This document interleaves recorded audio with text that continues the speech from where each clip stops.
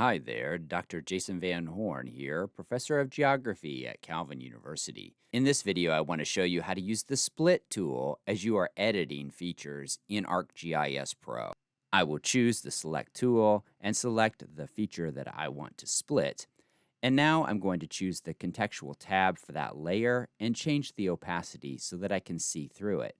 I want to be able to see through it so that I can sketch the split line for this split. Now I'll click on Edit, and we're looking here for Modify. So I'll click on Modify, and a new pane will open up for all the modified features. I'll choose Split. I will stay on Interactive. Notice I could choose by feature, but I'll stay on Interactive, choose Split, and now I can actually create my split feature by tracing the line that I want. I'm already loaded in the editor, and so here I'm going to simply choose the side of the feature that's already selected so that I create a vertex there, and I'm going to sketch the split feature that I want to use.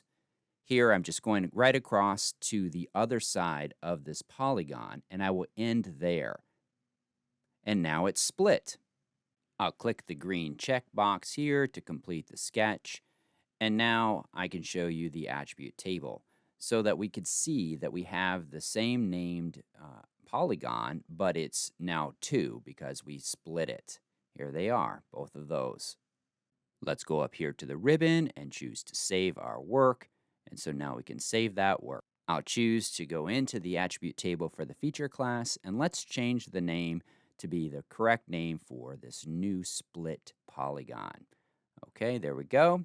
And now I'll choose to update the column for the ID code for this particular feature. There we go. And now I'll choose to save my edits.